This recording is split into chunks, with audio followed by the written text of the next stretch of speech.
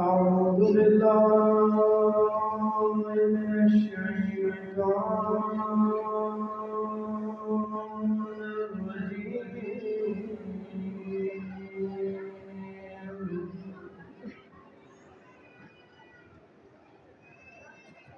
بسم الله الرحمن الرحيم.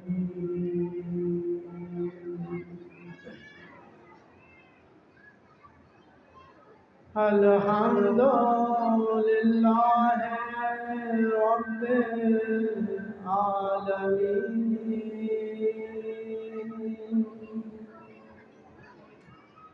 الصلاة والسلام على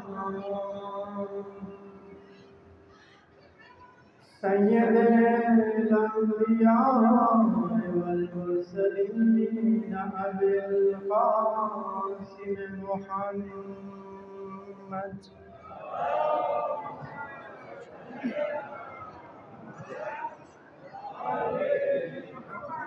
وعلى آله الطيبين الطاهرين المعصومين،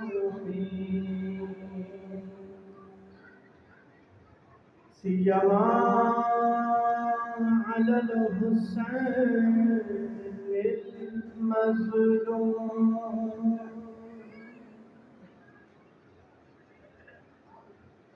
على الحسين المظلوم المقتول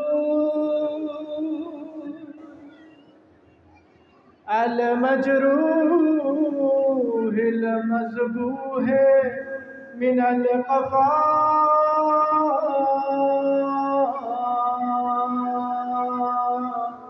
في أرض كربلاء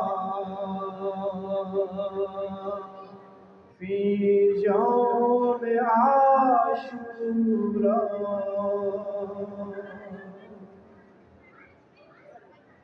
بلا جرم ولا خطا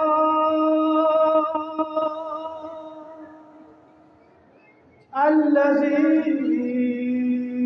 غسله دم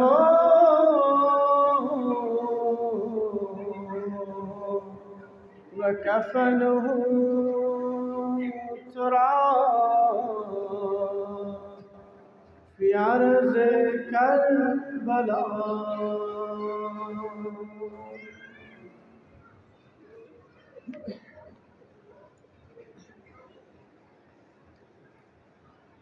اپنے ذہنوں کو کربلا کی طرف لے چلیں.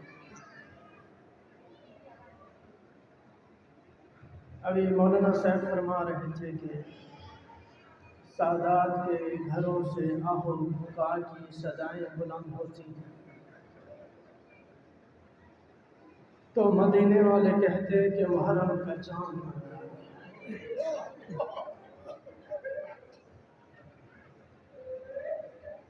اپنی آہ و بکا سے بتائیں،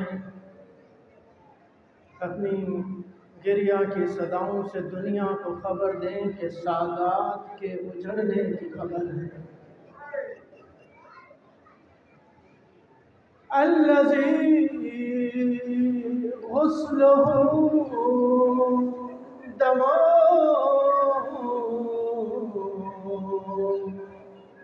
وکفنہ تراب فی أرض کربلاء.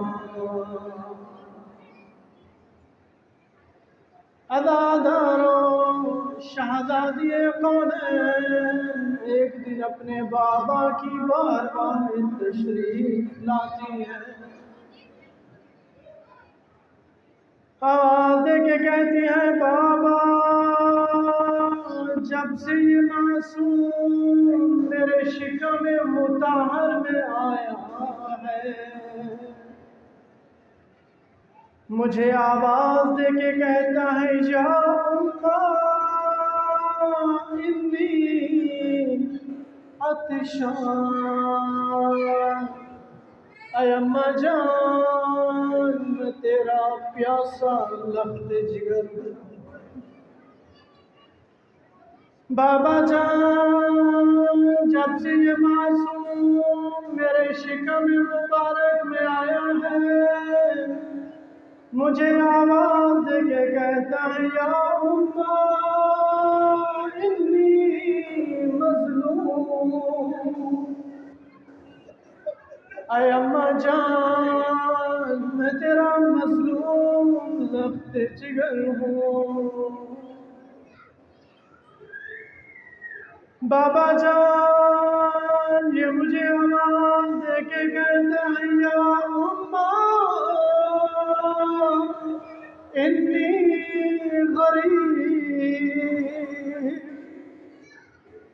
اے اماں جان میں تیرا کربلا کا مسافر فرزند ہوں،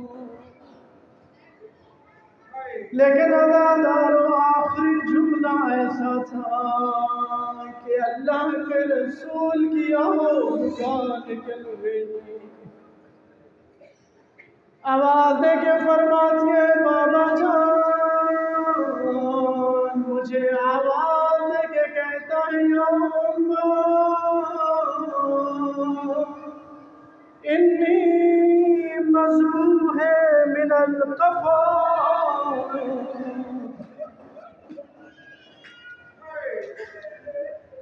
اے اماں جان میں تیرا پس گردن سے ذبح ہو جانے والا لخت جگر ہوں، یہ سننا تھا کہ اللہ کے رسول کی آنکھوں سے آنسو جب بہنے لگے، اپنی لخت جگر کو اپنے سینے سے لگایا، آواز دے کے کہا یا قرۃ عینی، اے میری آنکھوں کا نور، یا فؤاد قلبی، اے میرے دل کی ٹھنڈک، مجھے جبرائیل امین نے آ کے بتایا میری امت میرے اسلام کو کربلا میں تک و تنہا شہید کر دیں گے، اسی لیے عزاداروں مولا حسین جب بھی اپنے نانا کی بارگاہ میں تشریف لاتے، رسول اللہ سینے سے لباس ہٹاتے، کبھی پس گردن کے بوسے لیتے، کبھی سینہ مبارک کے بوسے لیتے، اصحاب فرماتے یا رسول اللہ ہماری بھی اولاد ہے لیکن ہم ایسا پیار تو نہیں کرتے، ایسی محبت تو نہیں کرتے، اللہ کے رسول فرماتے میرے ساتھیوں تمہیں کیا معلوم، میں تو اپنے لال کے ذبح ہونے کی جگہوں کو چوم رہا ہوں، تمہیں کیا معلوم میں تو اپنے لال کے گھوڑوں کے ٹانگوں سے پامال ہونے کی جگہوں کو چوم رہا ہوں، تمہیں کیا معلوم میں نیزے لگنے کی جگہوں کو چوم رہا ہوں، واہ حسین واہ غربتا، اما بعد فقد قال اللہ سبحانہ وتعالی فی قرآنہ المجید والفرقان الحمید، إنا عرضنا الأمانة على السماوات والأرض والجبال فأبين أن يحملنها وأشفقن منها وحملها الإنسان إنه كان ظلوما جهولا، صلی اللہ علیہ وسلم۔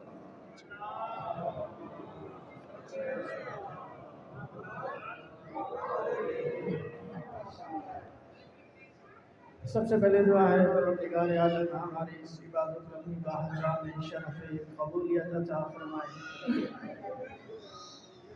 ہمارے وارث حقیقی امام زمانہ کے ظہور میں تعجیل فرمائے، جو اس محفل میں اس مجلس میں دلی حاجات رکھتے ہیں اپنی بارگاہ میں شرف قبولیت عطا فرمائے، اپنی تمام دعاؤں کی قبولیت کے لیے خلوص سے صلوات کریں۔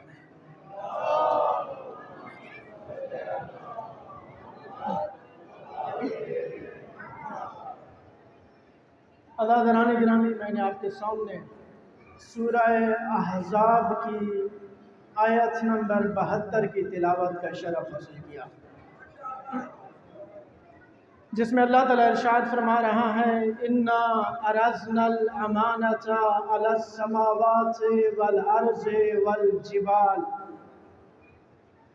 کہ ہم نے امانت کو آسمانوں، زمین اور پہاڑوں کے سامنے پیش کیا۔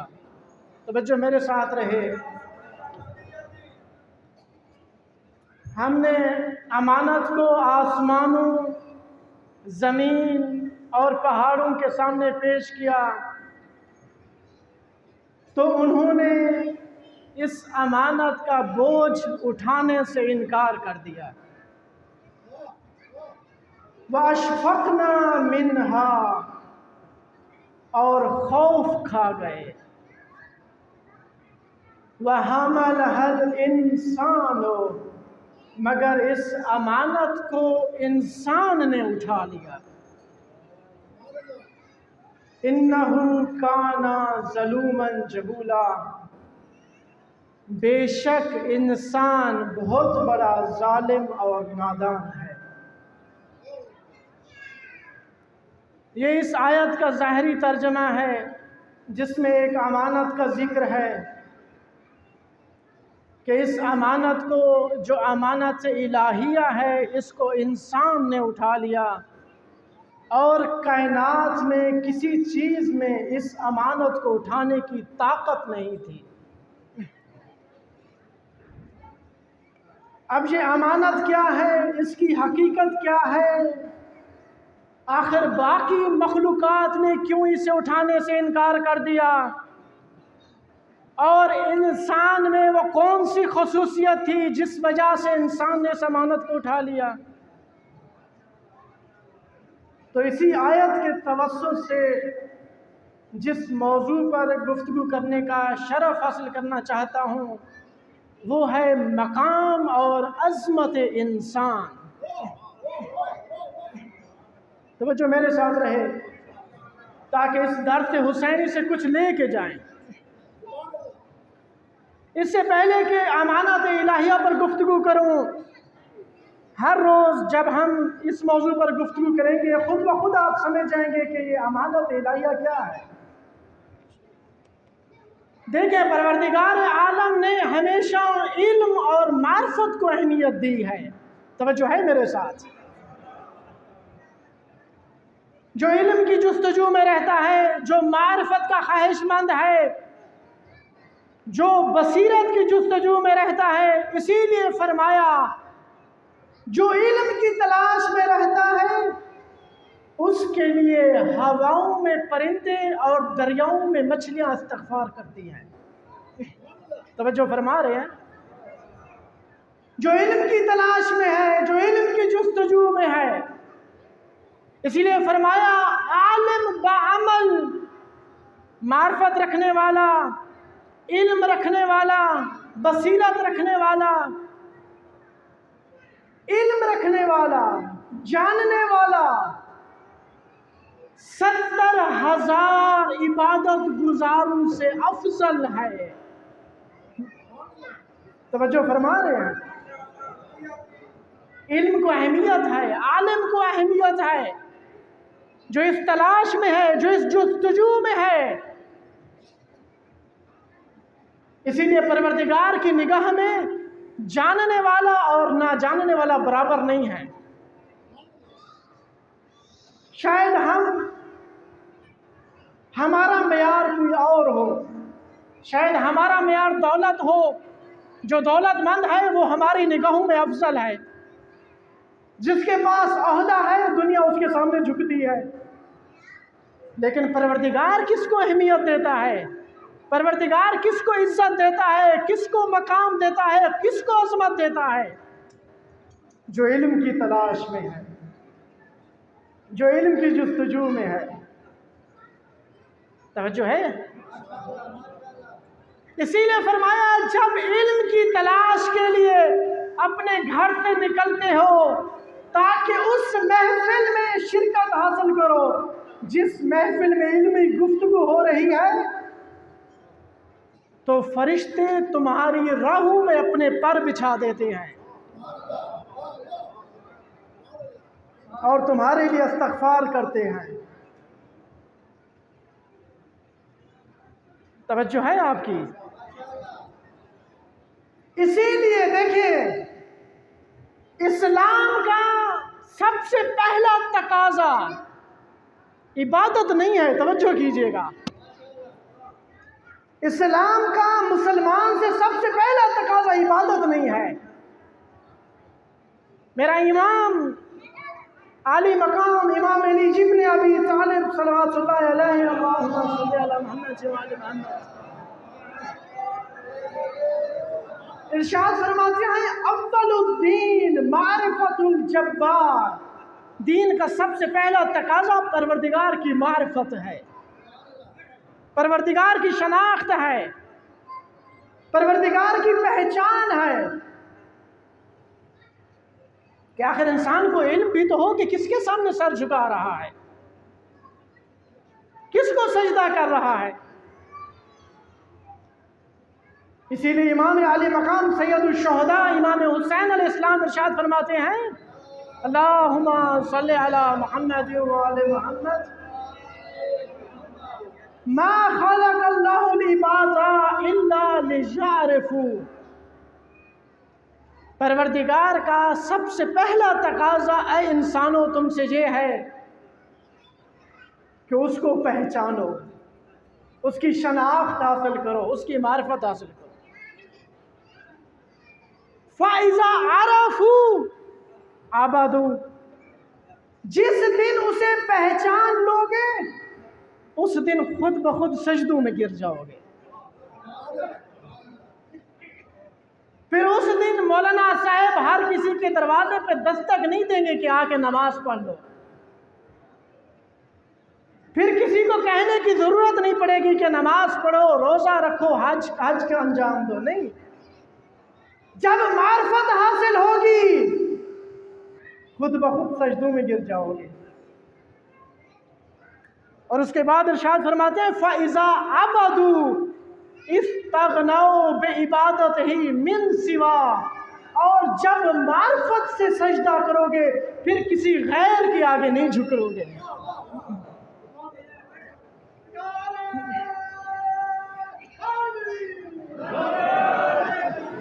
कैसा खूबसूरत कलाम है, कैसी खूबसूरत गुफ्तगू है। मार्फत की जरूरत है या नहीं है, शनाख्त की जरूरत है या नहीं है, कि वो कैसा है, उसका मकाम क्या है, उसकी अजमत क्या है। मैं आपसे पूछता हूँ, ये स्पीकर जिसमें मैं गुफ्तगू कर रहा हूँ इसकी जिन्स क्या है? ये लोहे का बना है, ये मिंबर लकड़ी का है, इंसान मिट्टी से बना है, जिन आतश से बना है। हर चीज की एक जिन्स है, एक हकीकत है।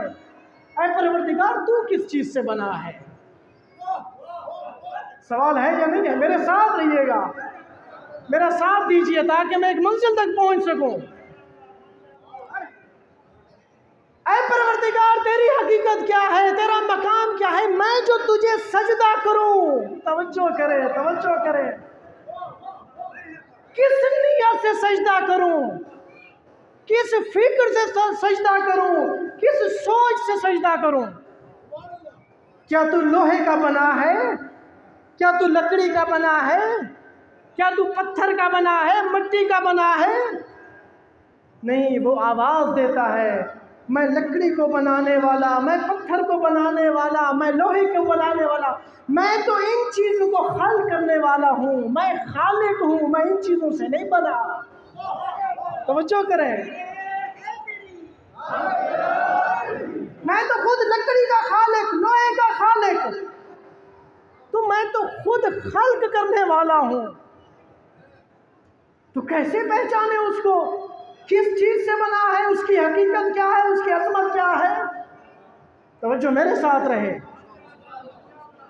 تو ارشاد فرمایا، من عرف نفسا فقد عرف ربا۔ توجہ، کہیں دور نہیں جاؤ، اپنے آپ کو دیکھو۔ جس نے اپنے آپ کو پہچانا، اس نے اپنے رب کو پہچانا۔ میرے ساتھ رہیے گا، کہیں دور نہیں جاؤ۔ خود شناسی تمہیں خدا شناسی تک لے جائے گی۔ توجہ ہے آپ کی؟ اپنے آپ کو پہچانو، خود بخود اپنے رب کو پہچان جاؤ گے۔ کیوں کہا کہ اپنے آپ کو پہچانو؟ توجہ میرے ساتھ رہے، کیوں کہا اپنے آپ کو پہچانو؟ کیونکہ پوری کائنات میں انسان کسی چیز کے اتنا نزدیک نہیں ہے جتنا اپنے آپ کے نزدیک ہے۔ توجہ، کسی چیز سے اتنا واقف نہیں ہے جتنا اپنے آپ سے واقف ہے۔ انسان ہر شے میں شک کر سکتا ہے۔ توجہ، توحید میں شک کر سکتا ہے، نبوت میں شک کر سکتا ہے، امامت و ولایت میں شک کر سکتا ہے، اس کائنات کے ہونے میں شک کر سکتا ہے، لیکن اپنے ہونے میں شک نہیں کر سکتا۔ اپنے ہونے میں بھلا کوئی شک کر سکتا ہے؟ آپ جا کے ملحدین کے نظریات پڑھیں، ایسے مفسرین مفکر موجود ہیں جو کہتے ہیں شاید یہ سب توہم ہے، یہ سب خیالات ہے۔ وہ سمجھتے ہیں شاید یہ دنیا بھی نہیں ہے، یہ سب خیال ہے، ہمارا وہم ہے، کوئی بھی نہیں ہے۔ لیکن ان سے جا کے پوچھیں کہ اپنے وجود میں بھی شک کرتے ہو؟ تمہارا یہ سوچنا، توجہ، تمہارا یہ سوچنا کہ یہ دنیا خیال ہے، تمہارا یہ سوچنا خود تمہارے ہونے پر دلیل ہے۔ توجہ رکھیں، میرا ساتھ دیجیے تاکہ مجھے یہ احساس نہ ہو کہ میں نے آپ کی ذہنوں سے زیادہ لمبی گفتگو کر لی۔ صلوات پڑھے بر محمد۔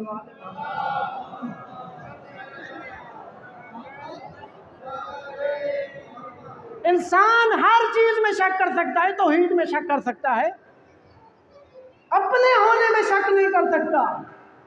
اسی لیے فرمایا، من عرف نفسا فقد عرف ربا۔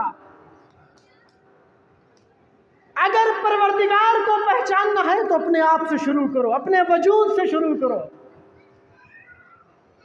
اسی لیے فرمایا، من کانا جاہلا بنفسہ جاہلا بکل شیء۔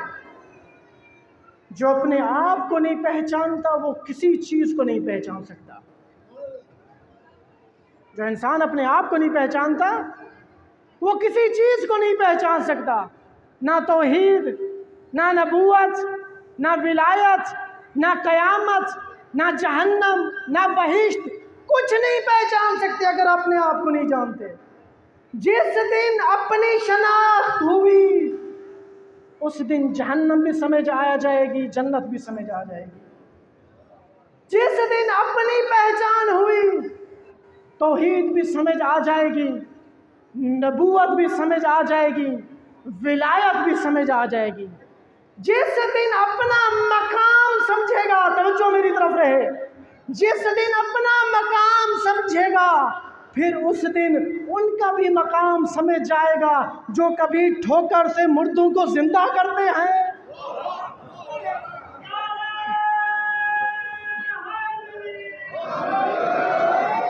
اور کبھی جنازہ پڑھا کر زندہ کو مردہ کر دیتے ہیں، اور کبھی آواز دیتے ہیں ایھا الناس دوسرا تاجدار ولایت امام حسن مجتبی آواز دیتے ہیں کوفہ کے منبر پر، ایھا الناس، میں چاہوں تو زمین کو آسمان کر دوں، آسمان کو زمین کر دوں، میں چاہوں تو مکہ کو مدینہ کر دوں، مدینہ کو مکہ کر دوں، میں چاہوں تو مردوں کو عورت کر دوں، عورت کو مرد کر دوں۔ تو جو نہیں سمجھتے وہ اسی لیے نہیں سمجھتے، انہوں نے اپنے آپ کو بھی نہیں سمجھا۔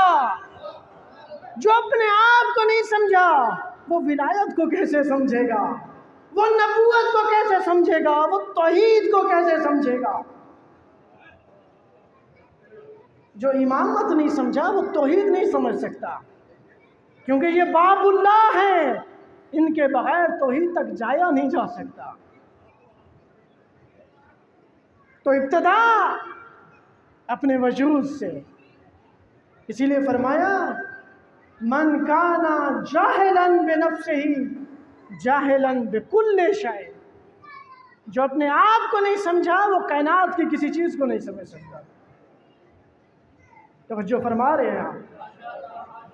اور پھر ارشاد فرمایا من کانا جاہلا بنفسہ ان اللہ یبغض، پروردگار اس شخص سے نفرت کرتا ہے جس سے اپنی قیمت معلوم نہ ہو اور دنیا کی قیمت جانتا ہو۔ اور جو ہے آپ کی من کانا جاہلا بنفسہ عالما بالدنیا، پروردگار کو اس شخص سے نفرت ہے جسے اپنی قیمت تو معلوم نہیں ہے، لیکن سونے اور چاندی کی قیمت معلوم ہے، ڈالر کا ریٹ اسے معلوم ہے، اسے اپنا مقام اپنی عظمت کا علم نہیں ہے۔ فرمایا ان اللہ یبغض، پروردگار اس سے نفرت کرتا ہے کہ تجھے اپنا مقام نہیں معلوم کہ تو کس عظمت پر ہے۔ میں آپ سے پوچھتا ہوں آپ چیزوں کی قیمتیں کیا دیکھ کے لگاتے ہیں؟ میں آپ سے کہوں گا میرے بند ہاتھ میں ایک چیز ہے، اس کی قیمت لگائیے۔ آپ کہیں گے مولانا صاحب ذرا معلوم تو ہو کون سی چیز ہے؟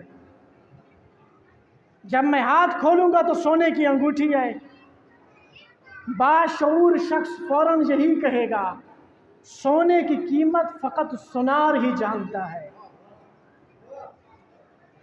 جواہرات کی قیمت فقط جوہری کو ہی معلوم ہے۔ اب انسان کی کیا قیمت ہے میں آپ سے پوچھتا ہوں؟ آپ انسان کی قیمت کیسے لگاتے ہیں؟ جب تک صحیح شناخت نہیں ہوگی آپ قیمت نہیں لگا سکتے۔ انسان کیا ہے؟ یہ جسم ہے، ہم سب نے اس جسم کو دیکھ کے اپنی قیمت لگائی، اپنا مقام اپنی عظمت اس جسم کو دیکھ کے ہم نے معلوم کی۔ مگر انسان یہ جسم ہے، میں آپ سے پوچھتا ہوں تو جنہوں نے اس انسان کو جسم سمجھا انہوں نے اس کی قیمت بھی دنیا لگائی۔ کسی نے عہدہ لگایا، کسی نے دولت لگائی، کسی نے شہرت لگائی، ہر کسی نے اسی کے مطابق قیمت لگائی اپنی۔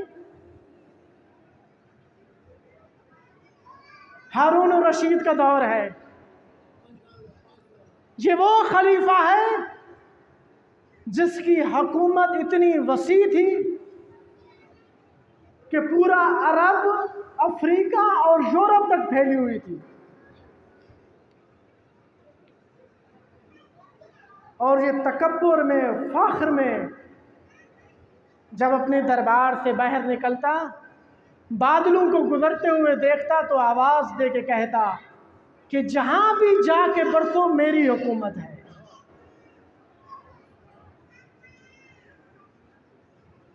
ایک دفعہ ہارون الرشید اور بہلول حمام میں نہانے کے لیے اکٹھے ہوئے تو ہارون الرشید نے لنگی پہنی ہوئی تھی، آپس میں چچا زاد بھائی ہیں، بہلول بھی عباسی خاندان سے کوفہ کے رہنے والے، हारून रशीद ने पूछा, तू मेरी हुकूमत जानता है, मेरी अजमत जानता है, मेरा मकाम जानता है, मुझे बता मेरी कितनी कीमत होगी। उसने कहा, शायद ये कहेगा कि तू बहुत अजीम है, मैं तेरी कीमत नहीं लगा सकता।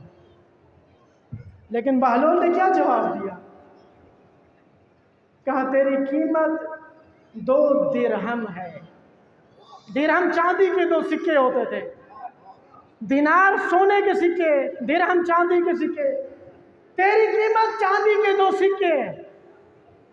हारून रशीद को गुस्सा आया, कहता है, नादान, तुझे इतना भी नहीं मालूम, 2 सिक्के चांदी के तो सिर्फ फकत ये लुंगी है। तो बहलोल ने कहा, तो मैंने भी तो सिर्फ लुंगी की कीमत लगाई है, वरना तेरी तो कोई कीमत नहीं है।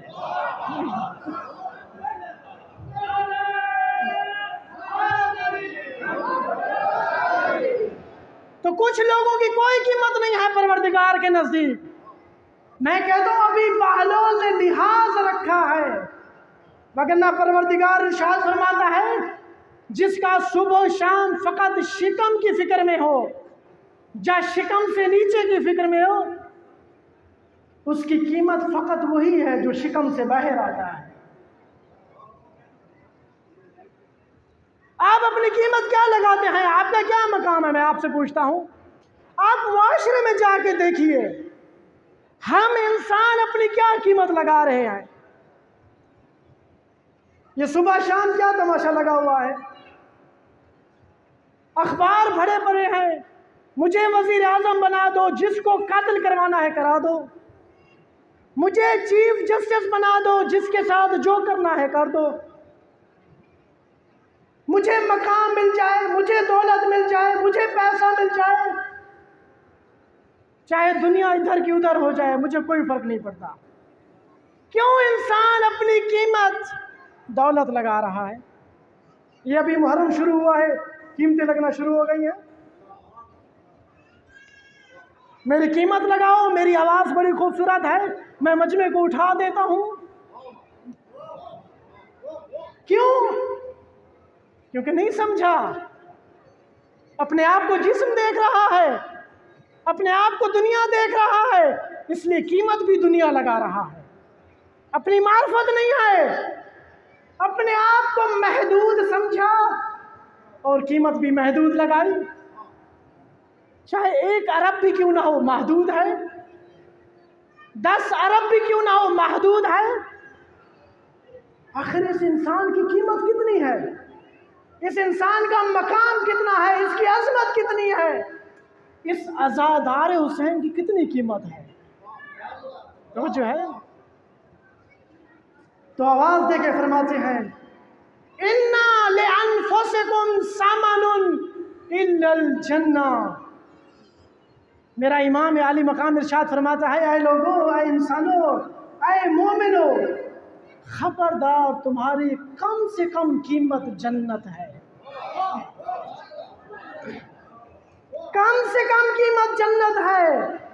फला तबीऊहा इल्ला बिहा, खबरदार जन्नत के अलावा सौदा न करना।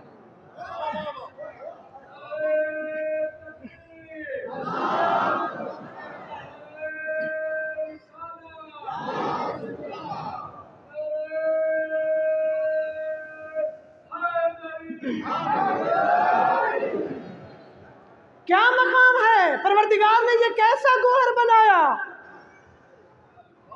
इसका मकाम क्या है? इसकी अजमत क्या है? आप कीमत कैसे लगाएंगे इंसान की? थक तो नहीं गए? मेरे साथ रहिएगा, मैं इंतहाई अहम मरहले की तरफ आ रहा हूं। आप कीमत कैसे लगाएंगे? अपनी जिस्म देख के लगाएंगे। इंसान क्या जिस्म है? मैं आपसे पूछता हूं। देखिए, जब हम देखते हैं तो आंखों से देखते हैं, जब सुनते हैं तो कानों से सुनते हैं, जब बोलते हैं ज़बान से बोलते हैं। अब मैं आपसे कहता हूँ, आंखें बंद करें, क्या देख सकेंगे? नहीं। कान बंद करें, क्या सुन सकेंगे? ज़बान बंद करें, मुंह बंद करें, क्या बोल सकेंगे? लेकिन मैं आपसे कहता हूँ, जब आप बिस्तर पर सोने जाते हैं, जब रात को ख्वाब देखते हैं, आपकी आंखें बंद हैं लेकिन देख रहे हैं। तवज्जो तवज्जो तवज्जो। ख्वाब देख रहे हैं, आंखें बंद हैं, देख रहे हैं, कान बंद हैं, सुन रहे हैं, मुंह बंद है, गुफ्तगू कर रहे हैं। ख्वाब में आपको गैब की खबरें मिलती हैं, जो अभी हुआ नहीं है आपको उसकी खबरें दी जाती हैं। सुबह आप बयान करते हैं कि मेरी फलां रूह से मुलाकात हुई, ऐसे है या नहीं है? मैं आपसे कहता हूँ, आंखें बंद थी, फिर कौन देख रहा था?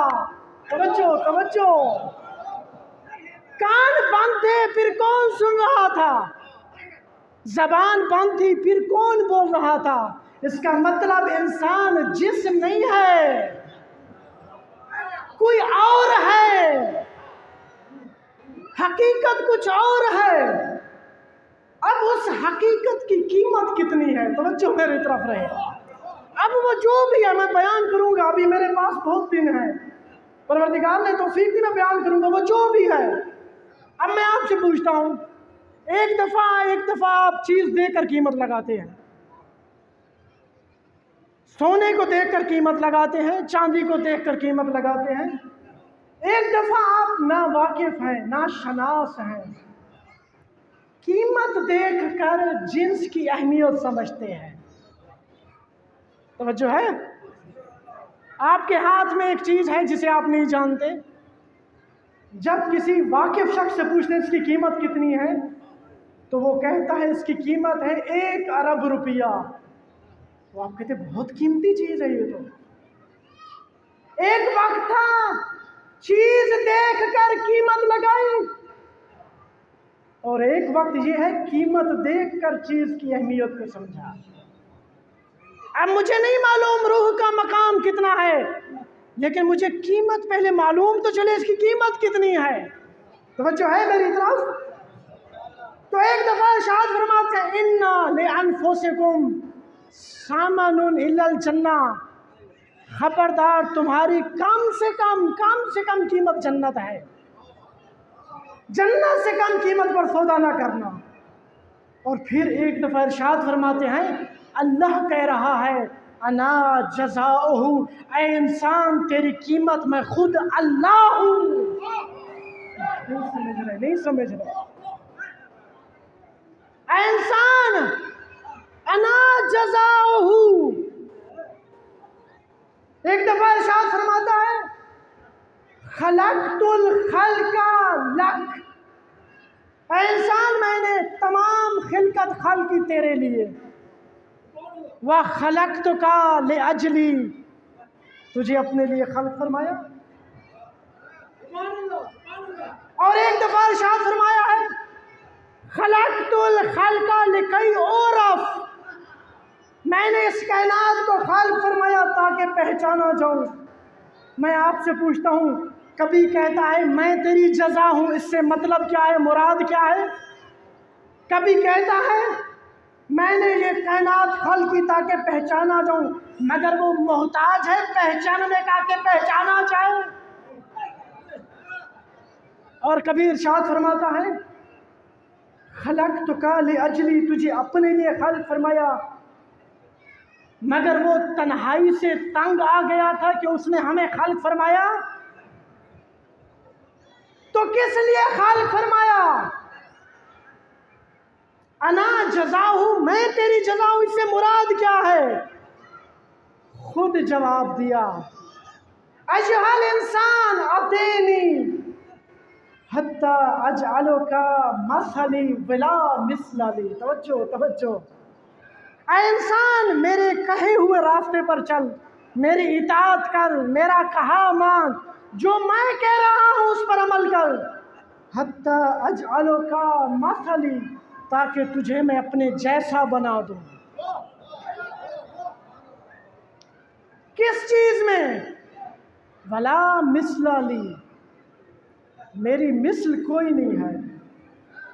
किस चीज़ में तुझे अपने जैसा बना दूँ? मासाली, ताकत और कुदरत में अपने जैसा बना दूँ। तेरे पास कौन सी कुदरत, तेरे पास कौन सी ताकत? انا اقول کن فیکون انت تقول کن فیکون. میرے پاس طاقت یہ ہے، قدرت یہ ہے کہ میں کن فیکون کا مالک ہوں. میں تجھے ایسا بنانا چاہتا ہوں کہ تو کن کہے گا اور ہو جائے گا. یعنی کیا میں تیری جزا ہوں؟ اس سے کیا مراد ہے؟ اس سے مراد یہ ہے کہ میں تجھے خدائی کے مقام میں لے جانا چاہتا ہوں. میں نے تجھے خدا نہیں بنایا لیکن خدائی دینا چاہتا ہوں. آپ پریشان ہو گئے، حیران ہو گئے، کیونکہ اپنے آپ کو نہیں سمجھا، اپنی عظمت کو نہیں سمجھا، مقام کو نہیں سمجھا. ابھی تو میں نے یہ مومن کی صفات بیان کی ہیں، آپ لوگ حیران ہو گئے. ابھی تو میں نے انسان کی صفت بیان کی گئی ہے، آپ سے برداشت نہیں ہو رہا. ابھی تو میں نے امام کا مقام نہیں بتایا، اور نہ مجھ سے کبھی پوچھئے گا. ابھی مومنین کی صفت یہ ہے، جب امیر المومنین کا مقام بیان ہوگا پھر آپ کی کیا حالت ہوگی مجھے نہیں معلوم. صلوات پڑھیں بر محمد و آل محمد.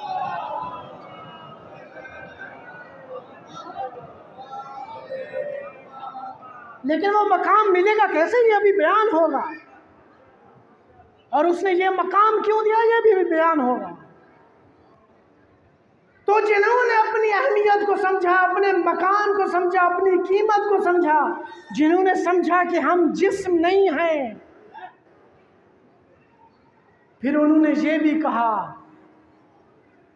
چاہے موت ہم پہ آ پڑے یا ہم موت پر جا پڑے کوئی فرق نہیں پڑتا. آپ قرآن جا کے پڑھیے، سورہ شعراء جا کے پڑھیے.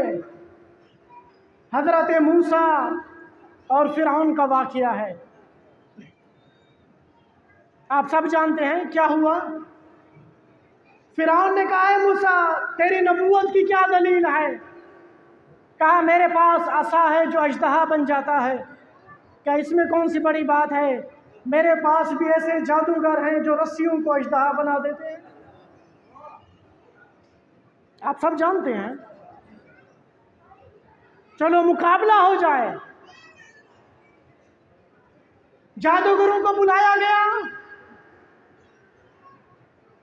حضرت موسیٰ اپنے بھائی ہارون کے ساتھ وقت معلوم پر پہنچ گئے. قرآن جا کے کھولیے پڑھیے قرآن کیا کہتا ہے. اب دیکھیے جو ہی جادوگر پہنچے ہیں فرعون سے انہوں نے معاملات طے کرنا شروع کر دیے. معاملات کہاں طے ہوتے ہیں، قیمت کہاں طے ہوتی ہے؟ جب جسم کو دیکھا جائے، جب دنیا کو دیکھا جائے. اے فرعون ہماری قیمت لگا. قرآن کہہ رہا ہے، میں نہیں کہہ رہا، یہ پڑھیے قرآن جا کے.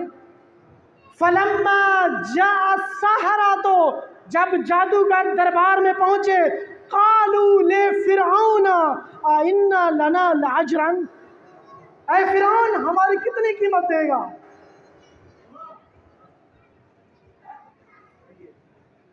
کیا آگے خود کہہ رہے ہیں ان کننا نحن الغالبین، ہم بڑے ماہر ہیں، ہم بڑے جادوگر ہیں.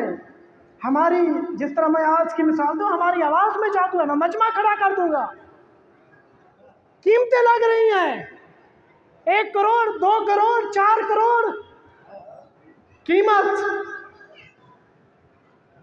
فرعون نے بھی قیمت لگائی ہے. تم اپنا جادو دکھاؤ. فرعون نے کیا کہا؟ قرآن جا کے پڑھیے. فرعون نے کہا قال نعم وانکم اذا لمن المقربین، صرف انعام و اکرام نہیں دوں گا بلکہ تم لوگوں کو خاص الخاص میں قرار دوں گا، مقربین میں قرار دوں گا، اپنے ساتھ بٹھاؤں گا. جو ہی فرعون نے یہ قیمت لگائی جادوگر خاموش ہو گئے. انہوں نے کہا تو نے ہمارا عزت کی، ہمارا اکرام کی، بڑی قیمت لگائی، ہم راضی ہیں اس قیمت پر. حضرت موسیٰ پہنچے حضرت موسیٰ نے آنے سے پہلے توجہ کیجیے گا، ان جادوگروں کو اور تمام دربار والوں کو اللہ کی معرفت کرائی۔ توجہ ہے آپ کی؟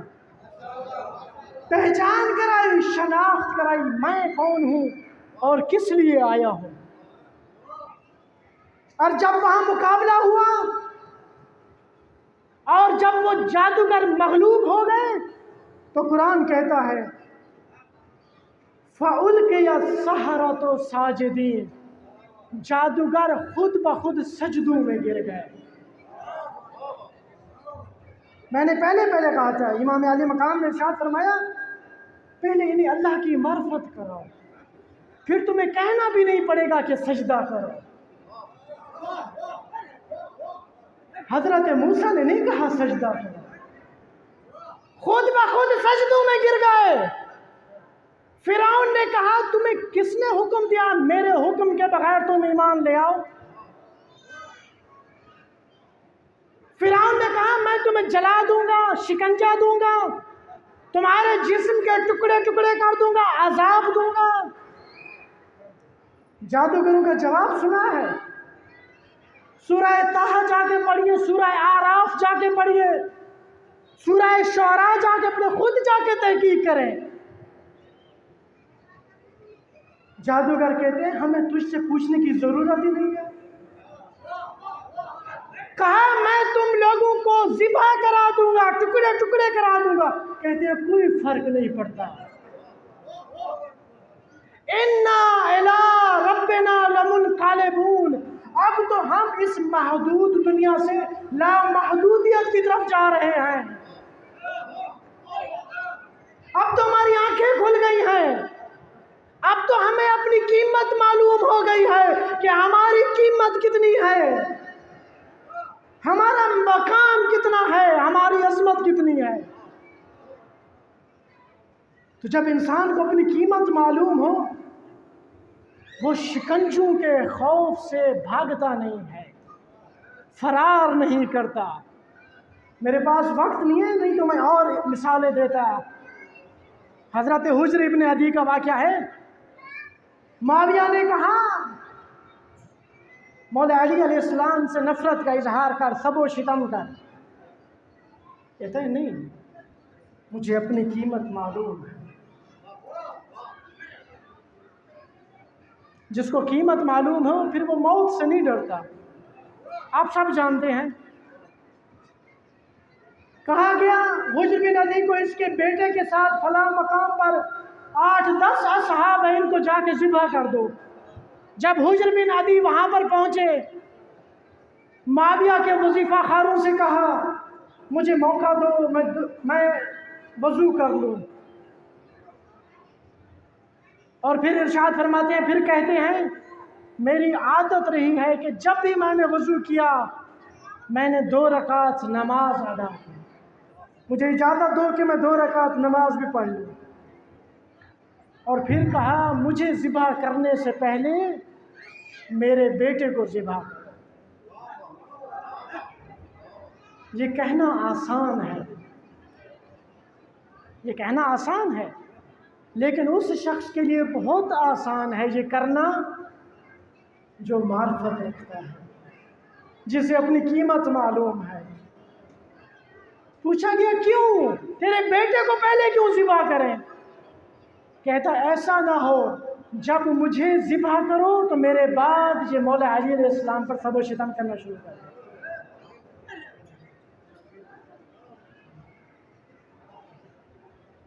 یہ ہے ولایت، جنہوں نے قربانیاں دیں، جو وضو میں رہتے، جو نمازیں ادا کرتے، جنہیں کوئی خوف نہیں تھا، کوئی لالچ نہیں تھی، نہ دولت کی لالچ، نہ منصب کی لالچ، نہ شہرت کی لالچ۔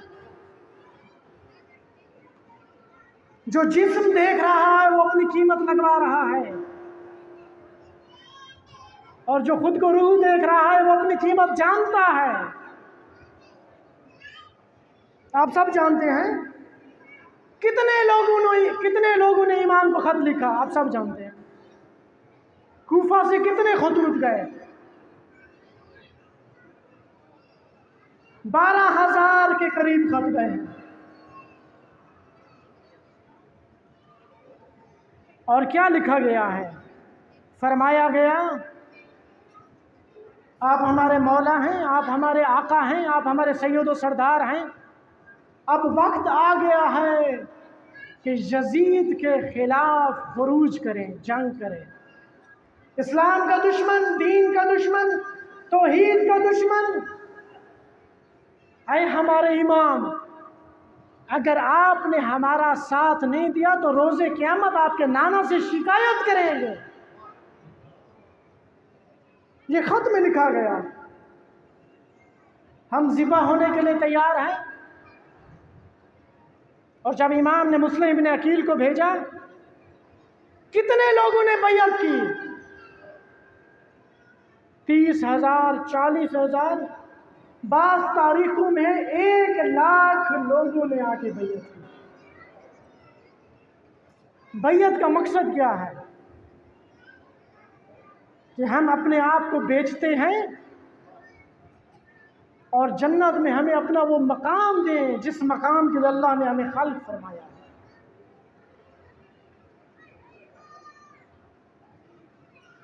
یزید کو خبر دی گئی، یزید نے ابن زیاد کو بھیجا بصرہ سے کوفہ، اس نے صرف ایک منادی کرائی، ایک، کہ جس نے بھی مسلم ابن عقیل کا ساتھ دیا اسے گھر کی چوکھٹ پر سولی پہ لٹکا دیا جائے گا، اس کا مال حلال ہے، اس کے بچوں کو قیدی بنا لیا جائے گا۔ تو جو بے معرفت تھے وہ ہٹ گئے، جو با معرفت تھے وہ ڈٹ گئے۔ یہ نہیں کہ سب پھر گئے، 8-10 اصحاب کو اسی دن سولی پہ لٹکایا گیا۔ ہانی ابن عروہ کو شہید کیا گیا، لیکن کثیر تعداد ہٹ گئی۔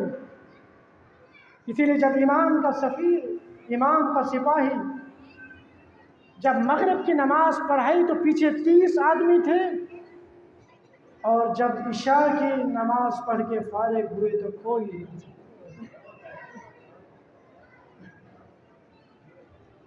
نعرے لگانا آسان ہے، ذبح ہو جانے کے لیے تیار رہنا با معرفت شخص کے لیے آسان ہے۔ اگر آپ نے اپنی قیمت شہرت لگائی ہوئی ہے تو آپ میں معرفت نہیں ہے۔ اگر آپ کا ماتم کرنا مجمع میں اور ماتم کرنا اکیلے تنہائی میں ایک جیسا ہے تو آپ مخلص ہیں، لیکن مجمع کو دیکھ کے بڑے بڑے ہاتھ، انسان اپنی قیمت لگائے۔ میں نے اپنی کون سی قیمت لگائی ہوئی ہے؟ اگر 2-4 لوگ بیٹھے ہیں تو مجلس میں جوش نہیں ہے، بہت بڑا مجمع ہے تو جوش خطابت ہے، یعنی مجمع دیکھ کے فیصلہ ہو رہا ہے، قیمت لگ رہی ہے۔ اگر بانی کی توجہ مجمع پر ہے تو وہ اپنی قیمت دنیا لگا رہا ہے، بے معرفت ہے۔ لیکن اگر اس کی توجہ اللہ پر ہے کہ میں نے یہ منبر جو میرے پاس امانت ہے ہر شخص کے حوالے نہیں کرنا، مجھ سے حساب و کتاب ہوگا، مجھ سے پوچھا جائے گا، میرے پاس یہ منبر امانت ہے، تو وہ با معرفت ہے، وہ اپنی قیمت جانتا ہے۔ سب چھوڑ گئے، امام کا سپاہی کوفہ کی گلیوں میں تک و تنہا رہ گیا۔ حضرت مسلم اکیلے ہیں، تنہا ہیں، پیاسے ہیں، سب گھروں کے دروازے بند ہیں، ایک گھر کا دروازہ کھلا ہوا ہے، شاید کسی کو کسی کی تلاش ہے۔ گھر کے قریب جا کے بیٹھتے ہیں، ایک مومنہ گھر کے باہر آتی، آواز دے کے کہتی ہے، اے شریف آدمی، تو مجھے شکل سے شریف لگتا ہے، دیکھ میں گھر میں اکیلی ہوں، میرے گھر میں کوئی نہیں ہے، یہاں سے اٹھ جا، اپنے گھر چلا جا۔ آواز دے کے کہتے ہیں اے مومنہ جس کا کوئی گھر نہ ہو وہ کہاں جائے؟ اجرکم علی اللہ، اجرکم علی اللہ۔ جس کا کوئی گھر نہ ہو وہ کہاں جائے؟ کہتے ہیں مجھے معاف کرنا، میں نے تجھے پہچانا نہیں۔ کہا میں امام عالی مقام کا سفیر مسلم ابن عقیل ہوں۔ مجھے کوفہ والوں نے خط لکھ کے بلایا اور بلا کے خود فرار ہو گئے، دھوکہ دے گئے۔ اس مومنہ نے معافی مانگی، اپنے گھر پہ بلایا، ایک کمرے میں مصلی بچھا دیا۔ مسلم ابن عقیل ساری رات راز و نیاز میں مشغول رہے۔ سحر کے وقت مسلم ابن عقیل کی آنکھ لگی۔ امام علی ابن ابی طالب خواب میں آئے، کہا مسلم ابن عقیل تم جلد ہمارے مہمان بننے والے ہو۔ نماز فجر کا وقت ہوا، نماز صبح ادا کی، ابھی تعقیبات سے نماز سے فارغ نہیں ہوئے تھے کہ اس مومنہ کے بدبخت بیٹے نے جا کے مخبری کر دی۔ ابن زیاد نے محمد ابن اشعث کو 70 افراد کے ساتھ مسلم ابن عقیل کے ساتھ لڑنے کے لیے بھیج دیا۔ ابھی اندھیرا چھایا ہوا تھا کہ فوجوں نے گھر کو گھیرے میں لے لیا۔ مسلم ابن عقیل نے کہا اس مومنہ کے مجھ پر احسان ہے، کہیں یہ ملعون اس کے گھر کو جلا نہ دے، میں خود گھر سے باہر آ جاتا ہوں۔ جب گھر سے باہر آئے سپاہ کے ساتھ مقابلہ کیا۔ محمد ابن اشعث نے 30 افراد کی اور فوج بلائی۔ مسلم ابن عقیل نے مقابلہ کیا، پھر 100 افراد کو اور بلایا۔ 70 افراد کو مسلم ابن عقیل نے واصل جہنم کیا۔ ابن زیاد کہتا ہے محمد ابن اشعث یہ کون ہے جس کے لیے تو بار بار سپاہی بلا رہا ہے؟ محمد ابن اشعث نے کہا تو نے مجھے کسی گلی کوچے کے نوجوان سے لڑنے کے لیے نہیں بھیجا، یہ ہاشمی خون ہے۔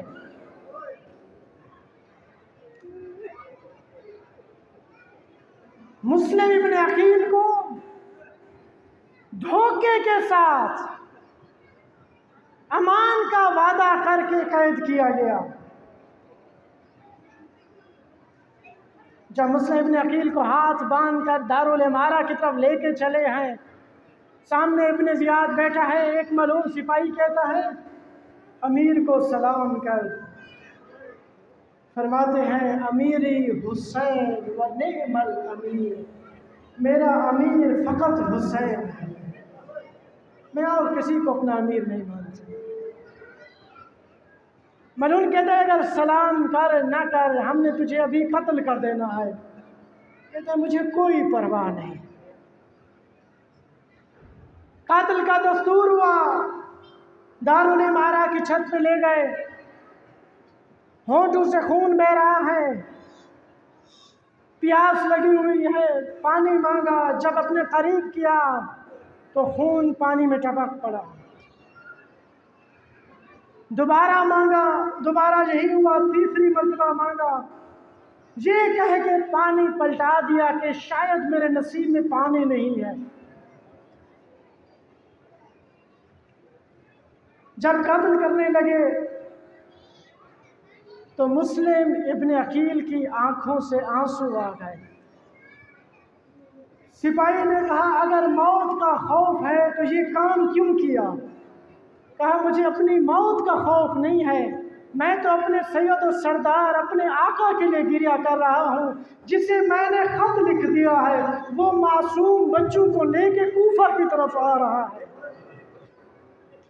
وہ تو نبی زادیوں کو لے کے، سیدانیوں کو لے کے کوفہ کی طرف آ رہا ہے، اسے کیا معلوم کہ کوفہ والے بے وفا ہو گئے۔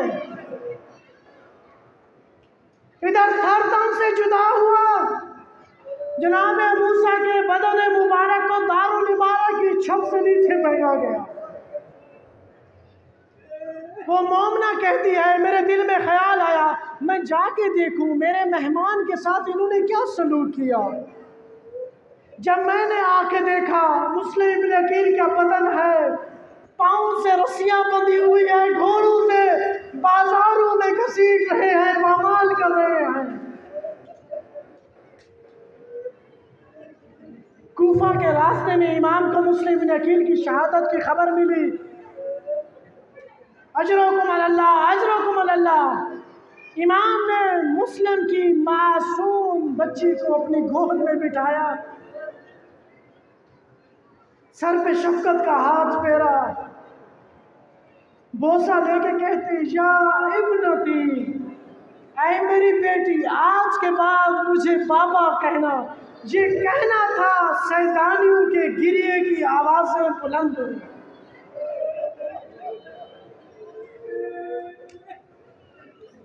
آواز دے کے کہتے ہیں اے میری معصوم، آج کے بعد میں تیرا بابا ہوں، آج کے بعد میری بیٹی سکینہ تیری بہن ہے۔ زینب، اس معصوم بچی کا خیال رکھنا، اسے آج کے بعد اپنے بابا کی یتیمی کا احساس نہ ہو۔ اتنی محبت کرنا کہ اپنے بابا کی شہادت کا احساس نہ ہو۔ ایک مرحلہ یہ ہے، ایک معصوم یہ ہے، اور عزاداروں ایک منظر میرے سامنے کربلا میں عاشور کا ہے۔ جب عاشور کا دن آیا، عصر عاشور تھی، شمر کے ایک ہاتھ میں سر مبارک، شمر کے ایک ہاتھ میں امام کے سر مبارک، ایک ہاتھ میں نوکے نیزہ پہ ردا تھی۔ ایک معصوم بچی خیموں کو آگ لگی ہوئی ہے، ایک معصوم بچی میدان کربلا میں دوڑ رہی ہے، آواز دے رہی ہے بابا بابا بابا۔ یہ بڑے ظالم لوگ ہیں، انہوں نے میرے کانوں سے بالیاں نوچ لی، بابا میرے کانوں سے خون بہہ رہا ہے، بابا انہوں نے مجھے تماچے مارے،